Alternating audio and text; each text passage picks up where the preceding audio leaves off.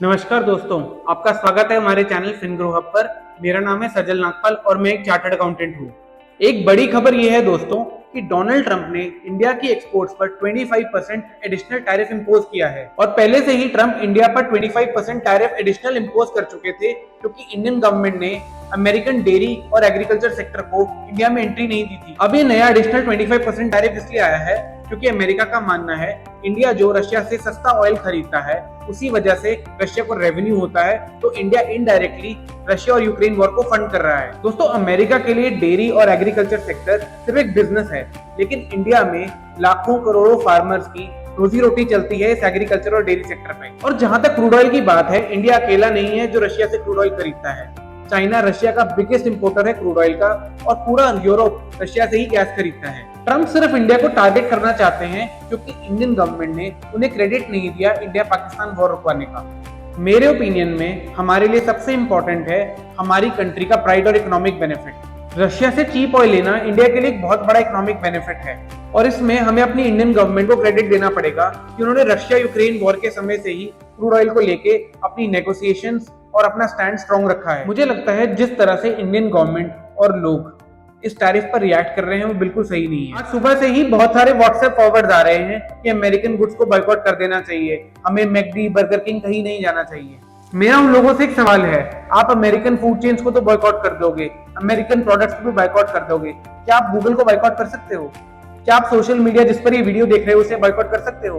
क्या आप व्हाट्सएप को बॉयकॉट कर सकते हो? दोस्तों, मैं तो एक चार्टर्ड अकाउंटेंट हूँ और हमारा ब्रेड एंड बटर जीएसटी और इनकम टैक्स है, लेकिन जीमेल और माइक्रोसॉफ्ट एक्सेल के बिना हम एक भी काम नहीं कर सकते आज की डेट। इवन गवर्नमेंट की जितनी जीएसटी और इनकम टैक्स की यूटिलिटीज है वो सब एक्सेल में है। हमें आत्मनिर्भर और विश्वगुरु बनना है, पर हमें ये मानना पड़ेगा कि आज की डेट में हम आत्मनिर्भर भी नहीं है और विश्वगुरु भी नहीं है। और आज तो मैंने सुबह न्यूज में ये भी सुना कि अगर हमारी इंडियन कंपनीज फार्मा के गुड्स यूएस को नहीं भेजे तो 3 या 4 दिन में यूएस को बहुत प्रॉब्लम आ जाएगी। हाँ भाई, यूएस को तो प्रॉब्लम आएगी, लेकिन उससे पहले हमें प्रॉब्लम आ जाएगी। हमारे देश में पहले ही बहुत अनएम्प्लॉयमेंट है, अगर फार्मा भी बंद कर दोगे तो काम क्या करेंगे? क्रक्स की बात यह है कि you can love US, you can hate US, but you can't ignore US. पूरी दुनिया को अगर डोनाल्ड ट्रंप पसंद नहीं आ रहे तो उसका रीजन ये है, जैसे वो वोकली आकर पब्लिकली डीलिंग्स करते हैं और पब्लिकली हर कंट्री की ईगो को हर्ट करते हैं, ये किसी को नहीं पसंद आता। और आज की सिचुएशन के हिसाब से इंडियन ऑफिशियल्स भी सारा कुछ पब्लिकली बोल रहे हैं। हालांकि मुझे ऐसा लगता है उन्हें डिप्लोमेसी रूट ही लेना चाहिए, और पास में इंडिया ने डिप्लोमेटिकली बहुत अच्छी सिचुएशंस हैंडल करी हैं। और दोस्तों, इसमें गवर्नमेंट की गलती नहीं है, इसमें गलती हमारी ही है। हमें पब्लिक को चाहिए कि न्यूज में आए इंडिया स्लैम्ड यूएस, इंडिया ने यूएस को मुंह तोड़ जवाब दिया। ये GST rate cuts, income tax rate cuts, interest rate cuts need of the hour हैं। अगर गवर्नमेंट इन्हें नहीं करेगी तो इकोनॉमी का बिल्कुल ही पट्टा बैठ जाएगा, और अगर इकोनॉमी ठीक नहीं चलेगी, आपका कोई फायदा नहीं होगा, तो आप करंट गवर्नमेंट को रीइलेक्ट क्यों करोगे? तो अगर आपको लग रहा है गवर्नमेंट आपके वेलफेयर के लिए कर रही है तो बिल्कुल आप गलत हो, वो अपने वेलफेयर के लिए कर रहे हैं, उनको अगली इलेक्शन में जीतना है। तो अब आ जाते हैं अपनी स्टॉक मार्केट पे। इंडियन गवर्नमेंट को जो करना है वो करेगी, ट्रंप ने जो करना था वो कर चुके हैं, और उसके बाद भी जो उनको करना होगा वो करेंगे। हम बात करते हैं अपनी मार्केट्स की।